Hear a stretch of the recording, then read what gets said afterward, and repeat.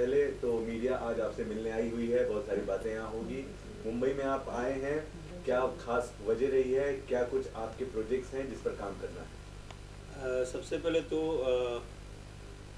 मुंबई में आने के बाद सर्वप्रथम जितने भी हमारे मीडिया सहकर्मी के सभी दोस्त हैं, और मुझे लगता है कि इन सभी के आशीर्वाद से ही मुंबई में पिछला 2013 में मैं पहली बार आया था, और उसके बाद 2022 चल रहा था। इतने दिनों के सफ़र में हमेशा मीडिया का बहुत सपोर्ट मिला, खास करके हमारे इंडस्ट्री में, जिस इंडस्ट्री में हम वर्क करते हैं। और थोड़ा सा एल्बम और सिनेमा का जो गतिविधि हुआ बीच में, उसके कारण कुछ लाइफ में चेंजिंग भी हुई, शादी विवाह हुआ, तो उस मैटर के थ्रू अब थोड़ा उधर भी रहना पड़ता है, इधर भी रहना पड़ता है। लेकिन मुंबई एक कहा जाता है कि मुंबई है और हम लोग के फील्ड के लिए सबसे बड़ी जगह है, और एक सीधा लाइन है कि मुंबई मेरी जान हम लोग बोलते हैं। तो कोशिश रहता है कि मुंबई जब हम चले तो कुछ नया सोच के चले, नया करने के लिए चले, तो इसलिए फिर इस बार मुंबई में आए हैं कुछ प्लानिंग के साथ ही। चलिए ठीक है। ये सवाल है कि आजकल वैसे तो बहुत सारे लोग इंटरव्यूज देते रहते हैं, लेकिन आपके इंटरव्यूज बड़े लेवल पर वायरल हो जाते हैं। हाल ही में एक वायरल हो गया था, तो वाकई में आरोप भी ये लगा कि भाई एक बनावटी है, या फिर आप रियल बताएं कि सच में आप गुस्सा हो गए थे? क्योंकि राकेश मिश्रा जी को गुस्सा होते जल्दी देखा नहीं जाता। नहीं, बात ये था ना कि मेरे बारे में जितना सब लोग जानते हैं, और वो बनावटी जानते हैं वो मुझे नहीं पता है, जो रियल जानता है मुझे, मैं बहुत क्लियर कट रहता हूँ लाइफ में, चाहे वो पर्सनल लाइफ हो चाहे प्रोफेशनल लाइफ हो। और मैं सही को सही और गलत को गलत बोल देने में मुझे थोड़ा भी टाइम नहीं लगता है। तो वो ऐसा कुछ था नहीं, वो बस ये था कि शायद हम उसी टाइम जस्ट ऑफिस पहुँचे ही थे और कुछ वर्किंग में थे। तो मैंने और दूसरा चीज़ क्या है ना कि एक तरीका होता है हर चीज़ों का, तो मुझे अंदाज़ा नहीं था, क्योंकि उनका जो तरीका है जैसे भी है, तो मेरा जो एक्टिविटी था वो पर्सनली नहीं था ना प्रोफेशनली था। वो एक मूड था, उस टाइम हम जस्ट कहीं की यात्रा के लिए शायद निकल रहे थे या कुछ रेडी थे, और उस टाइम एक माहौल चल रहा था, शायद कुछ उस टाइम किसी एक राइटर की तबीयत बहुत खराब थी, वो भर्ती थे, और इसी टाइप का मुद्दा चल रहा था। और इस मुद्दे से ना साइड से हम लोग सुनते सुनते एकदम कचकचा गया था मिजाज। तो और हमको अचानक से जब सिस्टम हुआ, तो ठीक है, जो सामने से हुआ वो एक्टिविटी, बट एक नेचुरल था, उस पर कोई भी ऐसी चीज़ नहीं थी, ना ही कोई मतलब था। और बाद में भी उनसे मैंने मिला, तो मेरा यही था कि कोई किसी भी चीज़ को कहने और सुनने का एक तरीका होता है, और उसको शायद रखना चाहिए, बस इतना ही बात था, और कुछ था नहीं। बट ठीक है, जो जैसे हुआ। क्या वजह है कि आप फिल्मों से दूर हैं? फिल्मों से वजह का जो वजह है दूरी का, वो मेरा पर्सनल है। मैंने डिसाइड किया, और मैंने डिसाइड किया तो मेरा डिसीजन अभी तक तो मुझे सही ही लग रहा है। क्योंकि अगर आप किसी भी इंडस्ट्री में काम करते हो तो आपको अनुमान लगाने का तो होना चाहिए अंदाज़ा, कि हम अभी कहाँ चल रहे हैं, किस तरह से हैं। मैंने जब लगातार 2013 से लेकर 2019-20 तक मैंने सिनेमा किया, उसमें जैसे मेरी एंट्री जिस फिल्म से थी, वाकई वो फिल्म थी प्रेम दीवानी। उसके बाद लैला शैला भी मुझे अच्छा लगा, प्यार किया तो डरना क्या, समथिंग, जो भी मैंने फिल्में की। बाद में करते करते जब कोविड के टाइम में मेरा एक गाना बहुत बड़ा हिट हुआ, ए राजा तनी जाई ना बहरिया। तो मैं जब आकलन किया उस गाने के हिट होने के बाद, तो मैंने सोचा कि मैं क्या कर रहा हूँ। मैं अगर सिनेमा कर रहा हूँ तो मुझे सिनेमा करना है, या मुझे रियल में सिनेमा करना है। एक सिनेमा करना यानी कि एक गिनती का डायरी पे लिखना कि हाँ मैंने इतना फिल्म कर लिया, इतना फिल्म कर लिया, मैं पर डे बिजी हूँ। तो सीधा सिंपल सा बात है संजय जी, कि मुझे लगा ना कि अभी की जो फिल्में हैं, या अगर मैं इन फिल्मों के लिए होड़ कर रहा हूँ, तो मेरे हिसाब से मेरे करियर के लिए इसमें दोनों नहीं है। सीधा सिंपल सा बात बोल रहा हूँ। क्योंकि आपके करियर में या तो आपको करियर बनाना है या तो पैसा कमाना है, दो ही चीज़ों की एक्टिव होती है किसी को भी अपना वर्किंग करना है तो। बट जिस हिसाब से इंडस्ट्री का सिचुएशन कोविड के टाइम में था और चीज़ें थे, तो मुझे लगा कि मैं अगर गिनती के लिए रेगुलर वर्क करके और मैं बोल भी रहा हूँ कि ये फिल्म वो फिल्म वो फिल्म, तो वो कॉपी पे 50 फिल्म लिखवाने से कोई फायदा नहीं है। अगर राकेश मिश्रा करना ही है तो थोड़ा अपने आप को रेस्ट दीजिए और एक तैयारी कीजिए और इंतजार कीजिए उस प्रोजेक्ट का, जिसको लाने के बाद आपको लोग बोले कि हाँ भाई प्रोजेक्ट किया है बंदा, बंदा फिल्म किया है, वो जितना आप इधर वर्किंग कर रहे हैं, क्योंकि ये तो हमारा जिंदगी है, सांस है, सिनेमा हम कभी छोड़ नहीं सकते हैं, लेकिन सिनेमा का मतलब है कि सिनेमा होना चाहिए, सिनेमा का मतलब कुछ भी नहीं है। और ये 5-6 साल मैंने किया तो मुझे एक्सपीरियंस हुआ कि ये जो मैं कर रहा हूँ तो मुझे शायद थोड़ा सा ब्रेक देना चाहिए, और मैंने ब्रेक दिया, और ब्रेक देने के बाद मुझे इतना बेनिफिट हुआ कि मैं एक जगह पहले फोकस किया एल्बम को, और एल्बम को पूर्णतः फोकस किया, और सिनेमा के लिए उस दिन से अभी तक मैं 2-2 स्टोरी ऐसा लिखा भी जा रहा है, अंदरूनी सब तैयारी चल रही है। तो मैंने यही डिसाइड किया कि अब वो नहीं करना है कि रेगुलर, क्या तो हम रेगुलर शूटिंग ही कर रहे हैं, सिनेमा ही कर रहे हैं, बट पता ही नहीं चल रहा है वो कब आके कब चले गए, क्या हुआ उससे, मतलब सीधा सिंपल सा बात मतलब है अच्छे अगर स्क्रिप्ट मिले तो राकेश मिश्रा फिल्म करेंगे। हाँ करेंगे, मतलब कैरियर, या तो कैरियर, और सबसे पहले इंपॉर्टेंट है कैरियर ही, कि हम जिस चीज को करते हैं। ऐसा तो नहीं है कि राकेश मिश्रा किसी से भोजपुरी इंडस्ट्री में डरते हैं कि फिल्म नहीं कर रहे हैं। अब ये देखिए, ये जो बात है डरने का, तो मैं मतलब ये जो डर शब्द है ना, वो मैं शायद जब 11-12 साल की उम्र में आया था संगीत में, तब से लेके आज तक डर ही शब्द तो हमारे अंदर नहीं है, क्योंकि हम बेबाक बोलना पसंद करते हैं, क्लियर बोलना पसंद करते हैं, और हमें जो करना होता है, ये भी बात है कि मेरे अंदर वो भी कॉन्फिडेंस है कि मैं डिसाइडिंग हूँ, और मैं डिसाइड करता हूँ तो डिसाइड पे रहता हूँ, मुझे वेट करना मजा आता है।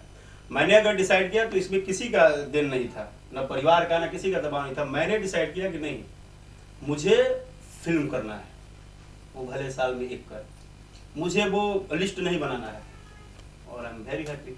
भोजपुरी लेकिन इंडस्ट्री ये जो आप लिस्ट बनाने की बातें कर रहे हैं, ये क्या हम ये समझे कि आप किसी दूसरी तरफ इशारा कर रहे हैं, नहीं, दूसरे एक्टर को इशारा कर रहे हैं? मैं देखिए, या आपको लगता है कि जो फिल्में बन रही हैं वो वाकई में देखने लायक नहीं है? नहीं, मेरा कहने का मतलब ये था कि हर आदमी का अपना डिसाइड करना अपनी लाइफ है।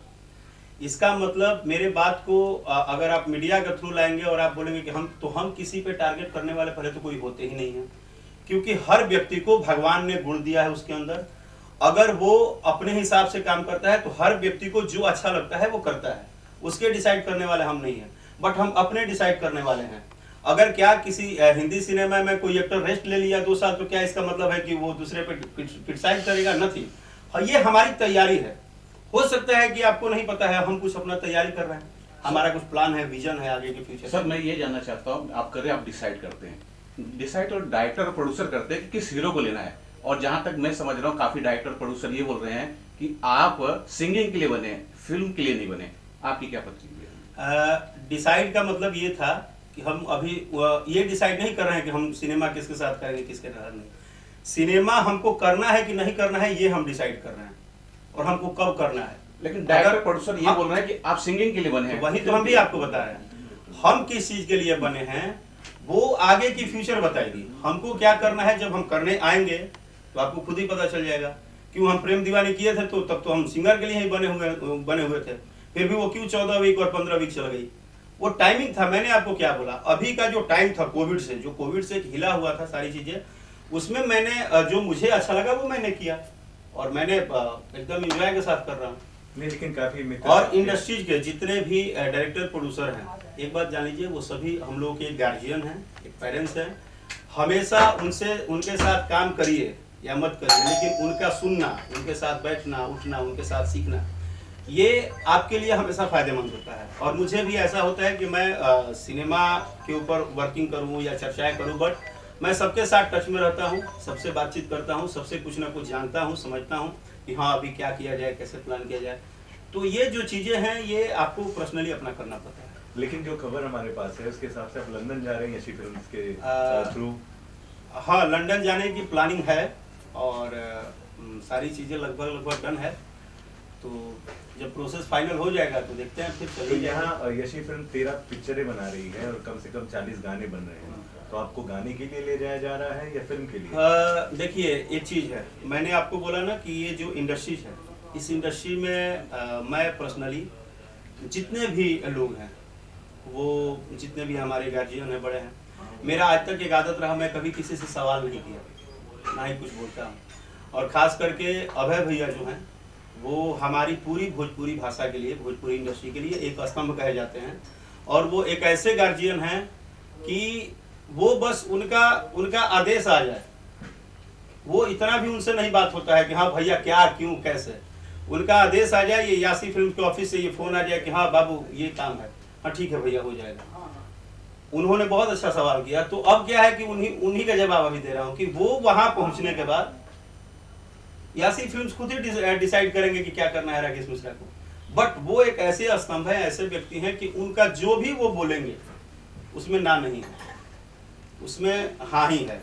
और इसलिए कि भैया ने हमेशा भोजपुरी और भोजपुरी भाषा के लिए बहुत, आज जहाँ भी भोजपुरी, जहाँ से भोजपुरी सिनेमा शुरू हुआ था, आज लंदन तक ले गए, सिंगापुर तक ले गए, मलेशिया तक ले गए, जहाँ भी ले गए, एक उनका बहुत बड़ा पर्दा के पीछे, वो एक प्रोड्यूसर के तौर पे एक पर्दा के पीछे भोजपुरी भाषा के लिए जो उन्होंने किया वो काबिले तारीफ है। और भैया का बहुत बहुत शुक्रिया और आभार कि आप हमारे इंडस्ट्री को, हम लोग जो गांव से लोग आए थे, कभी हम सोचे भी नहीं थे कि हम विदेश में जाएंगे, विदेशों में हमारी चीज़ों को ख्याति मिलेगी। तो इसके लिए यासी फिल्म और अभय सिन्हा भैया के पूरी टीम को मेरे तरफ से बहुत बहुत धन्यवाद। सर रीजनल सिनेमा सभी लैंग्वेज में अच्छा कर रहे हैं, गुजराती की बात करें, कन्नड़ा की बात करें, मराठी सिनेमा में अच्छे कंटेंट आ रहे हैं, लेकिन भोजपुरी सिनेमा उस लेवल पे सामने नहीं आ रहा है, उसके पीछे की क्या वजह मानते हैं? क्या वो अश्लील? आपका नाम क्या है? राकेश भाई, मीता भाई हैं आप हमारे, आपको आई लव यू, इसलिए कि इतना सेंसिबल क्वेश्चन आपने लाया।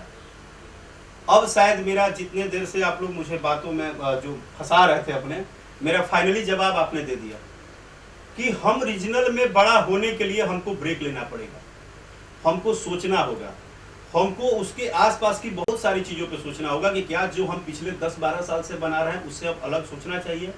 या जैसे भैया ने बोला ना, जैसे क्या होता है कि हमारे साथ जो सिनेमा बनाते हैं, हमारी टीम, हमारे प्रोड्यूसर्स, हमारे डायरेक्टर, हमारे को एक्टर, उन सबके साथ भी ना एक हाथ बंधा हुआ है। कारण क्या है कि अगर हम लगा देते हैं, चलिए आपने बोला अगर कोई ऐसा माँ वैष्णो देवी करेंगे, कोई ऐसा व्यक्ति आया बोला कि चलिए हम भोजपुरी पे 10 करोड़ लगा रहे हैं, बट जिस दिन ये लाइन वो बोलेंगे, एक बार रात को वो टेबल पे बैठेंगे भी कि क्या पूरे इंडिया जोड़ के 10 करोड़ का रिकवरी है, क्या हम मल्टीप्लेक्स में लगते हैं, क्या हमें देखने वाले लोग पूरे परिवार के साथ जाके 3 घंटा बैठ के देखते हैं।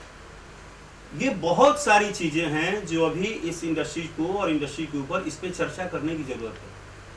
ठीक है, आप जितने रीजनल भाषा की बात कर रहे हैं, आज से 15 साल, धर्म जी मोबाइल से निकल जाइए, आज से 15 साल 20 साल पहले जब जाएंगे आप, तो चाहे वो मैं बहुत नॉलेजकार नहीं हूँ और मुझे बहुत जानकारी नहीं है, और मैं एक गायक था, एक अभिनेता के तौर पे आया मुंबई में, लेकिन धीरे धीरे जब यूट्यूब पे और हर सोशल वर्किंग पे मैं पढ़ना शुरू किया, तो आज से 15-20 साल, क्योंकि हम लोग जब खोजते हैं ना कि भाई हम जहाँ हैं वहाँ और भी इंडस्ट्री होगी कभी, तो पता चला कि 20-25 साल पहले कभी कहीं ना कहीं साउथ इंडस्ट्री भी ऐसी ही थी, नॉर्मली बंगला इंडस्ट्री भी ऐसी ही थी, लेकिन उन लोगों ने विचार किया, उन लोगों ने अपने मल्टीप्लेक्स को बढ़ाया, अपने गवर्नमेंट से बात किया, अपने लोगों से बात किया कि हम कैसे बढ़ाएं, और उसके लिए उन्होंने एक तैयारी किया, एक हुजूम किया, एक टीम वर्क के साथ जाके बैठे बातचीत किया। आई होप, मुझे लग रहा है कि हमको नहीं पता है, लेकिन हमारे इंडस्ट्री में भी जितने हमारे बड़े गार्जियंस हैं, जितने बड़े प्रोड्यूसर्स हैं, जितनी बड़ी कंपनियां हैं, वो भी अंदर अंदर कहीं ना कहीं इसके तरीके में, क्योंकि कोई भी व्यक्ति अपने सक्सेस के लिए दिन रात कुछ ना कुछ प्रयास जरूर करता है।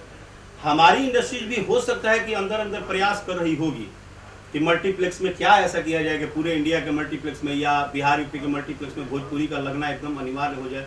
तो शायद जिस दिन हमारा तरीका बदल जाएगा, हमें जगह मिलेगा। हमारे सिनेमा बहुत अच्छे बन रहे हैं, एक बात ये आप मानिए कि अभी फिलहाल जो भोजपुरी फिल्में बन रही है वो पहले के अपेक्षाकृत बहुत अच्छी बन रही है, पारिवारिक भी बन रही है, सिस्टमेटिक भी बन रही है, और कंटेंट भी हो रहा है।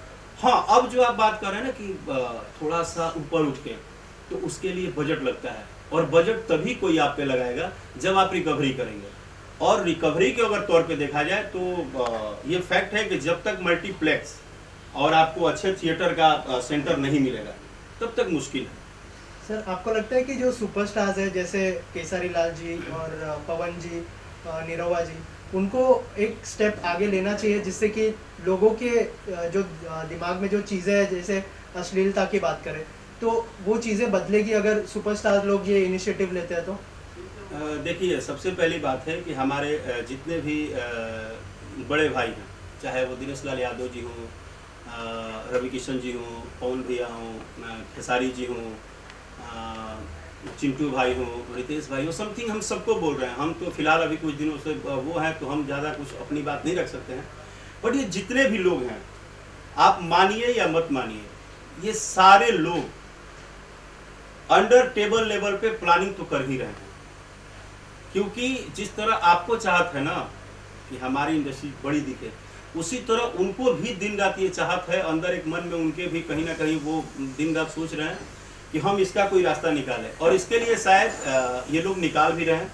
अंदरूनी इन लोग कुछ तो चल रही है, क्योंकि जो बड़े स्टार्स होते हैं ना, स्टार्स ऐसे ही नहीं होते हैं।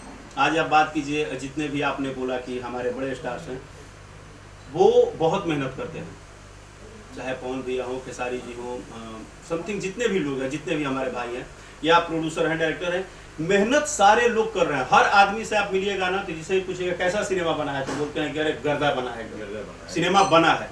तो कहने का मतलब है कि उनका ऊर्जा है, वो तैयारी में भी लगे हैं। कभी कभी ऐसा हल्ला हो भी रहा है, जैसे देखिए एक फिल्म का ट्रेलर देखा था मैं, गबरू ना, महेश पांडे जी बनाए हैं। वाकई मुझे ट्रेलर बहुत अच्छा लगा। एक माई करके कोई फिल्म अभी बन के आया है, निरहुआ जी, हाँ, दिनेश भैया का, बहुत अच्छा फिल्म लगा। तो यानी कि हम प्रयासरत हैं, हम 1 CR 1.5 CR 2 CR में घुस भी रहे हैं। बस वही प्रॉब्लम हो जा रही है कि हमको दिखाने का जो सिस्टम है ना, वो शायद अभी जो पहले जिस तरह से, पहले तो चलिए क्लियर था कि सिंगल थिएटर था तो एक घूम में चलते थे, बट अब कहीं ना कहीं भोजपुरी को मल्टीप्लेक्स की जरूरत है, as a recovery, as a cinema हम अच्छा बना। सर ट्रेलर की बात की आपने, अभी 2 ट्रेलर आए, एक बोल राधा बोल और आपने देखे दोनों? मैंने दोनों ट्रेलर देखे। सर आपको कौन से ट्रेलर अच्छे लगे? मुझे दोनों ट्रेलर अच्छे लगे। इसमें और जोड़ते हैं कि दरअसल एक नहीं 4 ट्रेलर आए हैं। तीसरा ट्रेलर जो है वो निरहुआ जी की फिल्म आर्मी का है, और चौथा जो ट्रेलर है वो रितेश जी की फिल्म प्रजातंत्र का है। खास बात यह है कि चारों ही फिल्में एक ही दिन 28 तारीख को रिलीज हो रही है। तो सवाल 2 है कि चारों में से बेस्ट ट्रेलर कौन सा था आपका, और दूसरा, चारों ही अपने आप में कहीं ना कहीं पहुंच चुके हैं। एक साथ बॉक्स ऑफिस पर आना कहीं ना कहीं प्रोड्यूसर्स को नुकसान तो नहीं है, जिन्होंने 1 CR 2 CR तक लगाया? देखिए, अगर मुझसे आप पूछते हैं कि सिनेमा कैसा था ट्रेलर, तो मैं आपको सच सच बता दूं, राकेश मिश्रा का जो काम है वो एज ए सिंगर भी और एज ए एक्टर भी, मैं इस इंडिया में रिलीज होने वाले किसी भी भाषा और किसी भी सॉन्ग को, ऐसा नहीं है कि सुबह का 5 घंटा सिर्फ मुझे मेरा यूट्यूब इस सर्चिंग में जाता है कि आज कितनी चीज़ें आई और मुझे देखना है। इसलिए कि मैं वहाँ पे, सीधा बोल रहा हूँ, मैं वहाँ पे एज ए दर्शक कभी नहीं देखता। मैं as a actor, as a technically और as a singer, as a actor के तौर पे मैं उसकी कंटेंट को देखता हूँ। ये कंटेंट क्या है, ये कंटेंट क्या है, ये कंटेंट क्या है, प्रतिभा किसने क्या किया है। एक्टर सारे अच्छे होते हैं सर, एक बात समझ, लेकिन फिर भी हम किसके भरोसे होते हैं? अपने श्रोता के भरोसे, अपने जनता के भरोसे, ठीक है। उसी तरह से सबका भोजपुरी में ही डायलॉग है, सब में फाइट एक्शन है ही, गाने हैं ही। अब ये जो डिसाइड है, ये जब आप थिएटर में जाएंगे तो वहाँ पे आपको, हमको, किसी को डिसाइड करने की जरूरत नहीं है कि कौन कितना बड़ा, कौन कितना छोटा।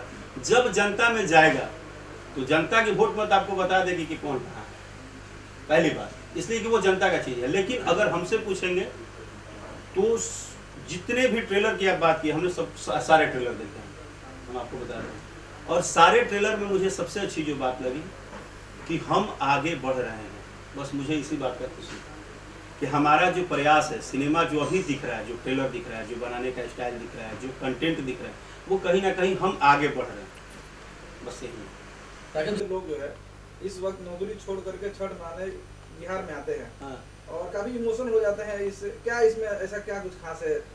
दिवाली में भी उतने लोग नहीं पहुंचते जितना छठ। देखिए, एक चीज आप मानिए कि हम जितना भी पूजा करते हैं ना, जितना भी पूजा हमारे हिंदुस्तान में होता है, शायद हम बोलेंगे तो इस पर कहीं कोई सवाल ना हो जाए, क्षमा चाहता हूँ बोलने के पहले, बट जो मुझे लगता है जितने भी पूजा होते हैं वो मान के होता है कि ये हैं और सब कुछ है इस सृष्टि में, सब कुछ है, माँ का आशीर्वाद, पिता का प्यार, सब कुछ है। लेकिन अगर एक छठ ही ऐसा व्रत है कि आप साक्षात उनको देख के उनको अर्घ देते हैं,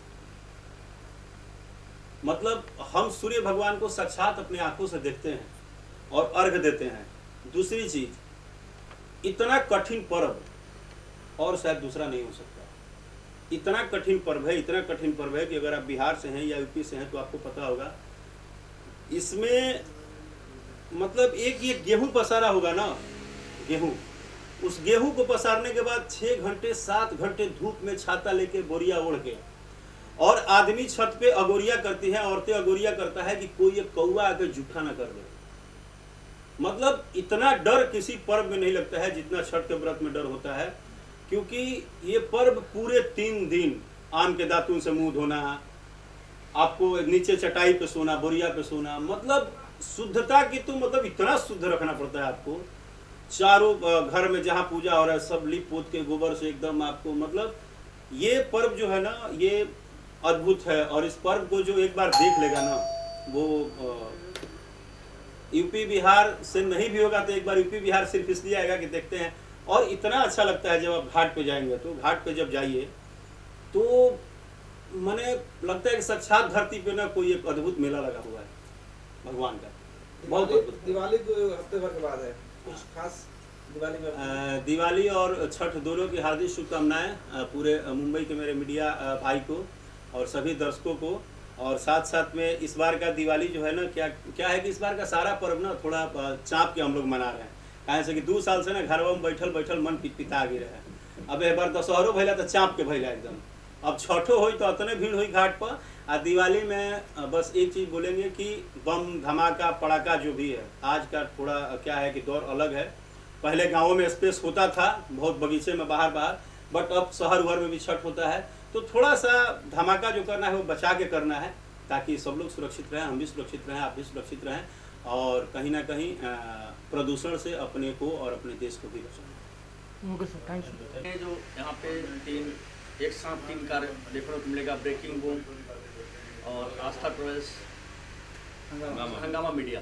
तो S3 ग्रुप कंपनी ने जो ऑफिस ओपनिंग किया है संजय भूषण पटियाला की लीडरशिप में, क्या कहना चाहेंगे? S3 ग्रुप कंपनीज के जितने भी मेंबर हैं, आपको ढेर सारी बधाई हमारे और हमारे पूरे लाखों करोड़ों सुनने वाले भोजपुरी दर्शक की तरफ से भी और पूरे भोजपुरी इंडस्ट्री की तरफ से भी, क्योंकि हमारी इंडस्ट्री को एक मीडिया का बहुमूल्य समय और बहुमूल्य ताकत चाहिए, जो कि आप लोग देते हैं और देते आ रहे हैं। और ख़ास करके आप लोग इस ताकत को बढ़ावा देने के लिए जो ये SG3 ऑफिस जो आप लोग S3 किए हैं, ये बहुत अच्छा है। तो हंगामा मीडिया जो है, और साथ में आप बता रहे थे आस्था ग्रुप,